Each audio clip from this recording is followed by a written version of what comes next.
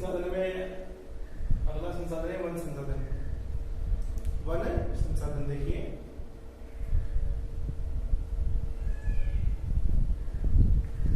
देखिए, वन संसाधन ये प्रकृति का गहना है, नेचर का गहना है। वन हमारे वनों से प्रत्यक्ष अप्रत्यक्ष लाभ है।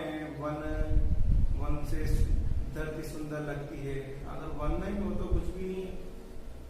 आज हम जितनी भी शुद्ध वायु प्राप्त करें, ऑक्सीजन प्राप्त कर रहे हैं, वो वनों का कारण है।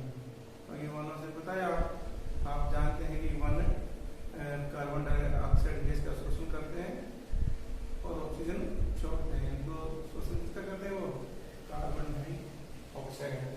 तो शुरू करते हैं वन। प्राकृतिक संसाधनों में वन सबसे महत्वपूर्ण संसाधन है, जो कि पारिस्थितिकी और पर्यावरण में संतुलन बनाए रखने के लिए भी आवश्यक है। अगर हम प्राकृतिक संसाधनों की बात करते हैं तो वन सबसे महत्वपूर्ण संसाधन है, जो कि पारिस्थितिकी और पर्यावरण में संतुलन बनाए रखने में आवश्यक है। भारत की राष्ट्रीय वन नीति सबसे पहले जो प्रथम वन नीति बनी भारत में राष्ट्रीय वन नीति 1952 के अनुसार देश की कुल भूमि पर, ये क्वेश्चन वेरी मोस्ट है कि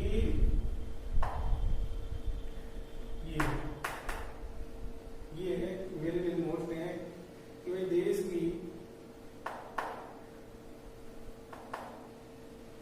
देखिए ये है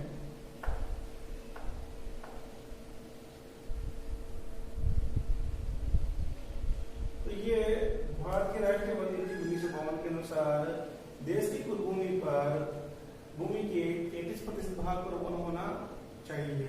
कि 1952 में भारतीय राष्ट्रीय वन नीति बनी थी, उसमें निर्धारित किया गया था कि भारत में 33% भूभाग पर वन होने चाहिए। लेकिन 2015 में भारत में केवल 21.34%, यानी कि 7,01,670 वर्ग किलोमीटर क्षेत्र पे वन के अंतर्गत है। यानी कि जो निर्धारित किया गया था कि 33% भूभाग पर वन होना चाहिए, परंतु वो नहीं है। और भारत में केवल 21.34% क्षेत्र पे वनों के अंतर्गत आते हैं। वनों के अंतर्गत बड़े पेड़ पौधों को सम्मिलित किया जाता है, जबकि प्राकृतिक वनस्पति में पेड़ पौधे से झाड़ियों और घास क्षेत्र को भी सम्मिलित किया जाता है। अगर हम वनों की बात करें तो वहाँ उसमें बड़े पेड़ पौधों को सम्मिलित किया जाता है, और प्राकृतिक वनस्पति में पेड़ पौधे से झाड़ियां हैं, घास है, इनको सबको सम्मिलित किया जाता है। भारत की कुल प्राकृतिक वनस्पति भारत के कुल क्षेत्र का 24% है। यानी कि हम बात करें भारत के कुल प्राकृतिक वनस्पति, तो भारत के कुल क्षेत्रफल का 24% भूभाग को पहले भी। सर्वाधिक वन वाले क्षेत्र राज्य में अगर हम बात करते हैं, सर्वाधिक वन क्षेत्र वाले राज्य तो मध्य प्रदेश है, प्रथम स्थान पर है। अरुणाचल प्रदेश द्वितीय स्थान पर है।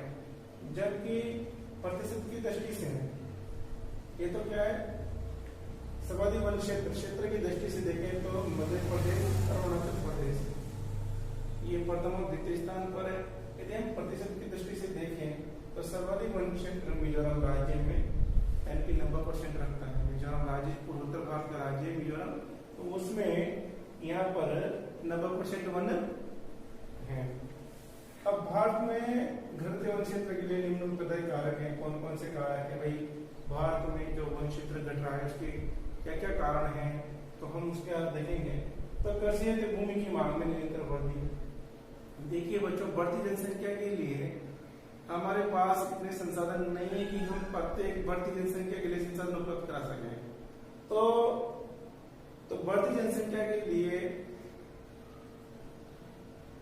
भूमि की मांग बढ़ रही है, और भूमि की मांग बढ़ने की वजह से मानव के द्वारा जो वनों से आच्छादित भूमि है, वन आच्छादित भूमि है, उसका दोहन किया जा रहा है। वनों को कटाई करके वहां पर कृषि कार्य की जा रही है, कृषि कार्य किया जा रहा है। तो कृषि तो भूमि की मांग में निरंतर वृद्धि की वजह से आज अंधाधुंध वनों की मानव के द्वारा कटाई की जा रही है, जिससे कि वन क्षेत्र घटते जा रहे हैं। दूसरा है तीव्र औद्योगिकरण और शहरीकरण। तीव्र औद्योगिकरण और शहरीकरण यानी भौतिकवादी जीवन शैली की वजह से आज मानव के द्वारा जो वन संसाधन है उनका अत्यधिक मात्रा में दोहन किया जा रहा है, जिससे कि कृषि योग्य भूमि और वन युक्त भूमि धीरे धीरे नष्ट हो रही है। आज औद्योगिकरण और शहरीकरण की वजह से लाखों करोड़ों हेक्टेयर भूमि पर उगे हुए वनों को, पेड़ पौधों को काट दिया जाता है। तो ये भी एक वन क्षेत्र कटने का प्रमुख कारण है, क्योंकि औद्योगिकरण और शहरीकरण जब बढ़ रहा है तो वो जंगल की तरफ बढ़ेगा, खेतों की तरफ बढ़ेगा, दोनों तरफ तो बढ़ेगा नहीं तो बढ़ेगा। ये तीसरा है घरेलू आवश्यकताओं के लिए वनों की कटाई। आज घरों में फर्नीचर लगाना, टेबल कुर्सी बनाना, इनके जो घरेलू आवश्यकता है इनके लिए भी मानव के द्वारा वनों की कटाई की जा रही है, जिससे कि भारत में वन क्षेत्र घट रहा है। अनियंत्रित चराई, ये और ये सबसे ज्यादा खतरनाक यही है, अनियंत्रित चराई। देखिए जो पहाड़ी इलाके हैं जहाँ पर चारागाह भूमि है, जहाँ पर वन है, जहाँ पर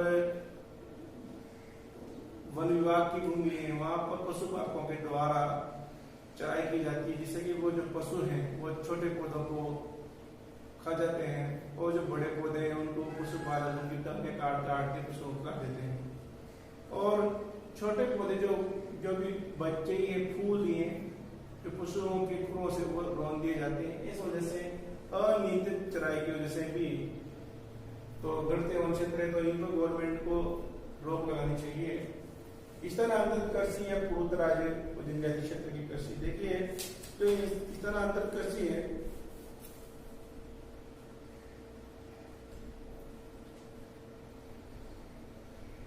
तो नागा जनजाति के द्वारा जमीन कृषि या बिलों के द्वारा दहादिया कृषि की जाती है। तो इसमें क्या होता है कि बच्चों स्थानांतरित कृषि या पूर्वोत्तर राज्य में जो जनजाति है, नागा जनजाति है, बिलों के द्वारा दहादिया कृषि की जाती है। तो इसमें क्या होता है कि 3-4 वर्ष तक कर दी जाती है कि जो जंगल है उसमें जो जंगल है वहाँ के वनों को जलाया जाता है। वनों को जलाने के बाद जो राख होती है, राख से वहाँ पर राख है, वनों की राख खाद का काम करती है और 3-4 वर्ष तक वो लोग खेती करते हैं। फिर वो धीरे धीरे जब उसकी उपजाऊ क्षमता कम हो जाती है तो वो लोग उस स्थान को छोड़कर दूसरे स्थान पर एक कर्तन और दन कृषि भी कहते हैं इसको, यानी काटना और जलाना। इस कृषि को कर्तन और दन कृषि भी कहते हैं, क्योंकि ये जो है स्थानांतरित कृषि या पूर्वोत्तर राज्यों में जनजातीय क्षेत्रों में की जाती है, क्योंकि वह इनको काट के जला देते हैं। तो इस वजह से भी वन क्षेत्र घट रहा है। बहुउद्देशीय सिंचाई परियोजनाओं का विकास, देखिए सरकार के द्वारा जब बहुउद्देशीय सिंचाई परियोजना का जब विकास किया जाता है उसमें लाखों करोड़ हेक्टेयर भूमि जलमग्न हो जाती है, वनों की लाखों करोड़ हेक्टेयर भूमि जलमग्न हो जाती है। इससे बड़े बड़े जो जंगलात क्षेत्र हैं वह डूब में आ जाते हैं। और बहुउद्देशीय सिंचाई परियोजनाओं के विकास की वजह से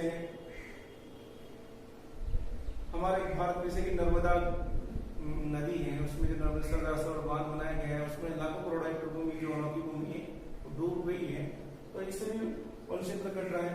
प्राकृतिक आपदा जैसे दवाग्नि एक और है जो प्राकृतिक आपदा, जैसे कभी कभी क्या होता है अचानक जंगल में आग लग जाना, जिससे कि जीव जंतु भी नष्ट हो जाते हैं और वन भी नष्ट हो जाते हैं। तो ये भी एक तो इन कारणों की वजह से ये निम्न कारक कृषि तो भूमि की मांग में प्रवृत्ति, औद्योगिकरण और शहरीकरण, घरेलू आवश्यकताओं के लिए वनों की कटाई, अनियंत्रित चराई, स्थानांतरित कृषि पूर्वोत्तर राज्यों में और जनजातीय क्षेत्रों में की जाती है।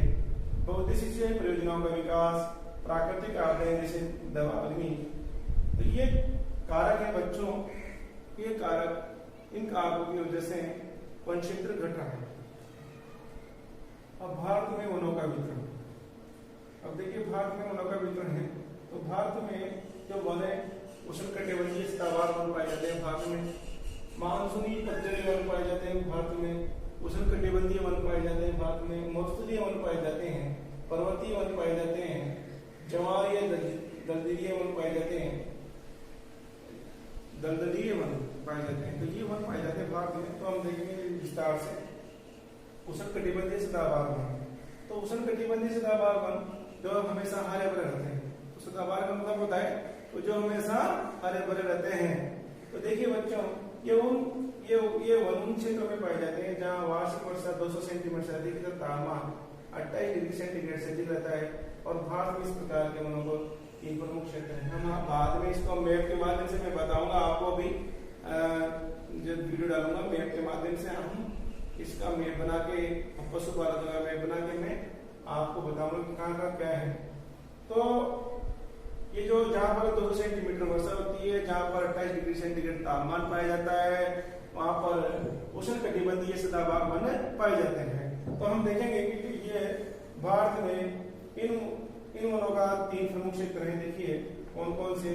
तो पहला है भारत के पूर्वोत्तर राज्य। पूर्वोत्तर राज्य यानी कि असम है, मेघालय है, अरुणाचल प्रदेश है, नागालैंड है, मणिपुर है, मिजोरम है, त्रिपुरा है और सिक्किम है, पश्चिम बंगाल है, जो इधर वाला जो ऊपर वाला एरिया है।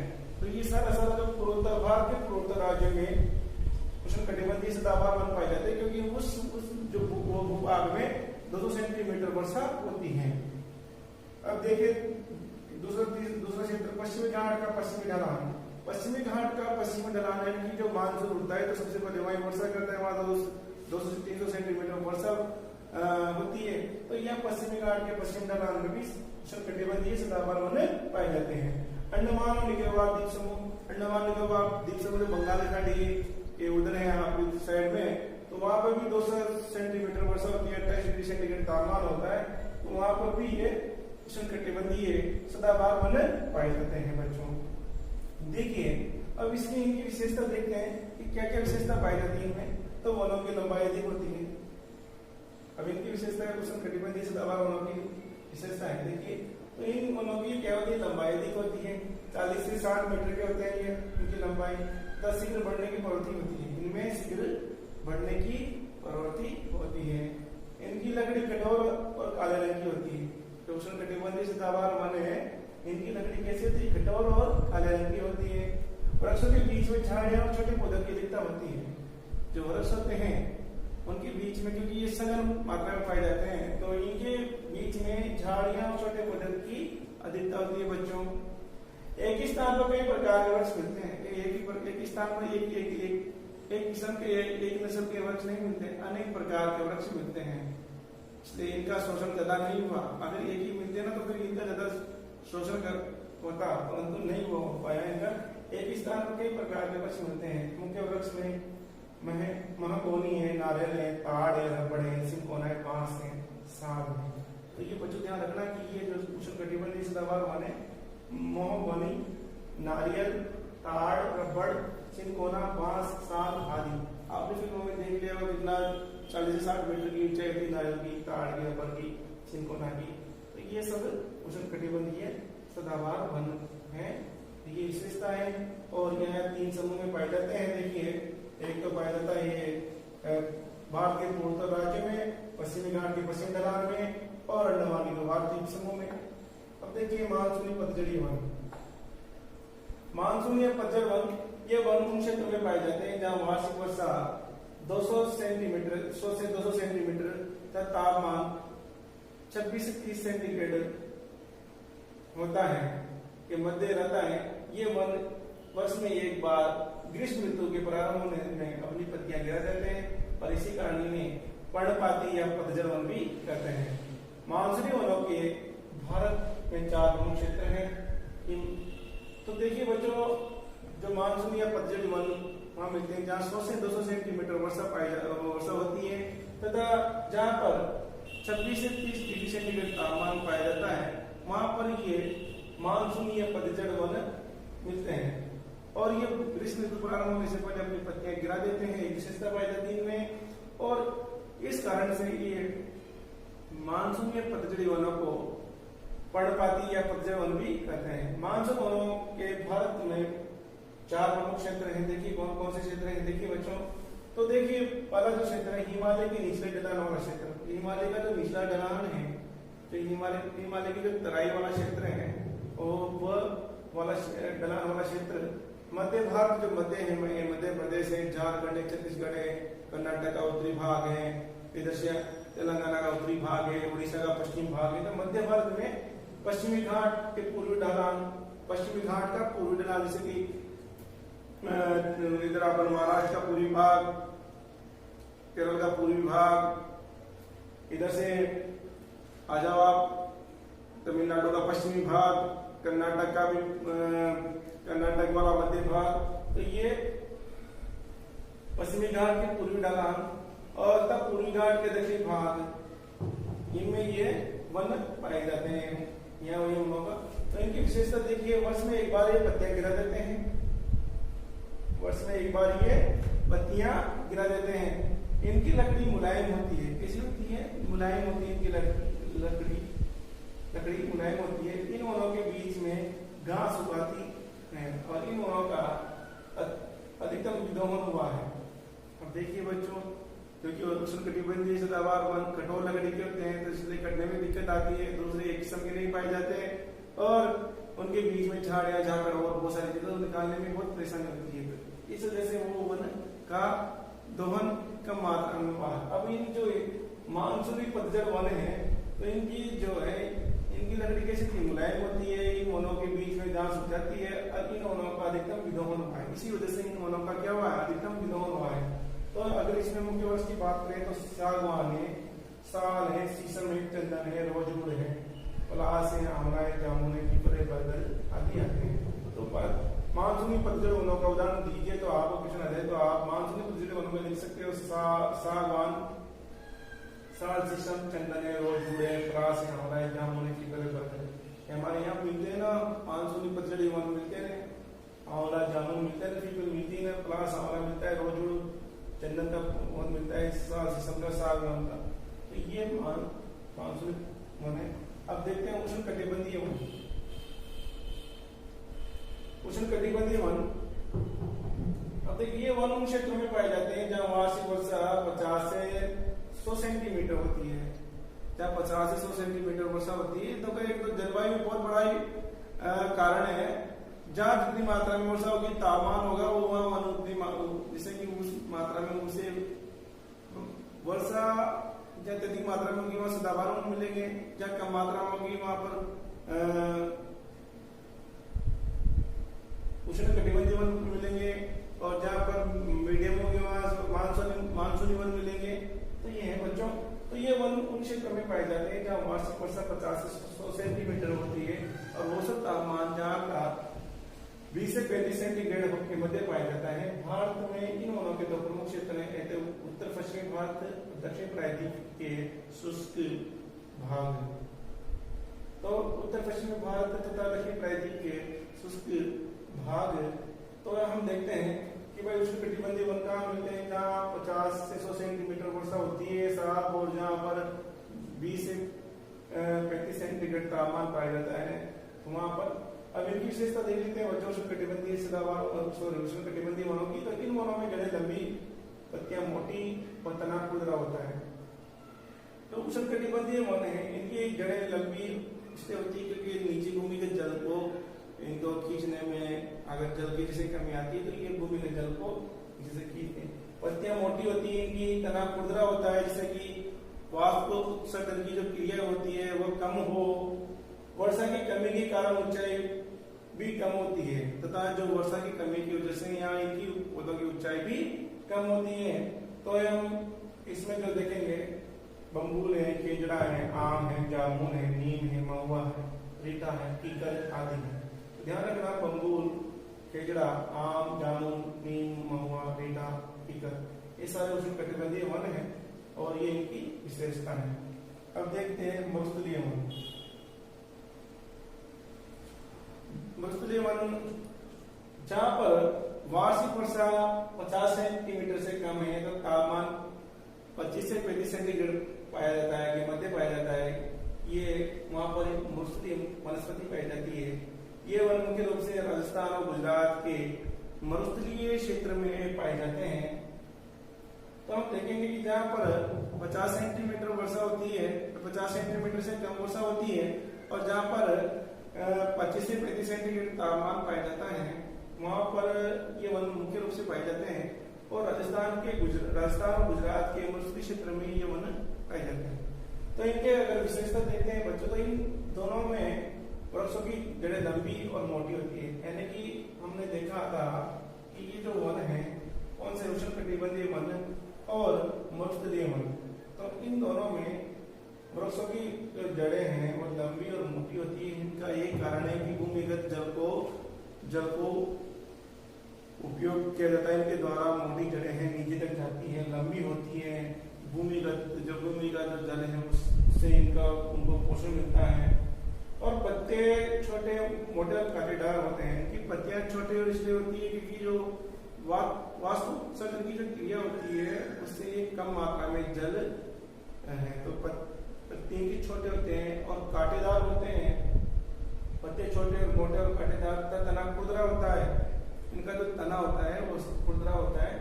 तो ये जो इसकी विशेषता है, ये जो विशेषता है इन वनों की, तो ये जल का संरक्षण करने के वजह से है। ये इनकी जो पत्तियां हैं कांटेदार है, तना खुरदरा है, ये वन जल का कम से कम मात्रा में उपयोग होता है इनमें। यानी कि ये बहुत कम जल में जीवित रहने की इनमें क्षमता है। वृक्षों की तुलना में झाड़ियों की संख्या अधिक होती है। वृक्ष दूर तक संख्या में भी कम होते हैं। तो ये जो मरुस्थलीय वन है इनमें झाड़ियों की संख्या अधिक होती है और वृक्ष दूर तक होते हैं, इसे एक साथ नहीं होते। तो इसमें नागफनी है, खेर है, केर है, खेजड़ा है, खजूर है, कबूल है, नीम की बलादी ये है। अब देखते हैं पर्वतीय वन। तो ये वन पर्वतीय क्षेत्र में पाए जाते हैं जो सदा हरे भरे रहते हैं। और इन वनों में वृक्षों की पत्तियां घनी और सदाबहार और तना मोटा होता है और जिस पर लताएं लिपटी रहती है और नीचे सघन झाड़ियां पाई जाती है। और इन वनों की लकड़ी मुलायम होने के कारण कागज की लुगदी, पेकिंग, प्लाईवुड आदि बनाने के काम में आती है। तो देखिए पर्वतीय वनों का क्षेत्र जो है सदा हरे भरे रहते हैं। पर्वतीय वन हमेशा सदा हरे भरे रहते हैं क्योंकि वहाँ बर्फ गिरती है तो पानी की तो कोई कमी नहीं है। और इन वनों में वृक्षों की पत्तियां घनी और सदाबहार और तना मोटा होता है। इस पर लताएं लंबी लिपटी रहती है। आपने जम्मू कश्मीर आपने देखा होगा, तो ये पर्वतीय वन है, वहां पर मिलते हैं। आपने फिल्मों भी देखा होगा, सघन झाड़ियां पाई जाती है।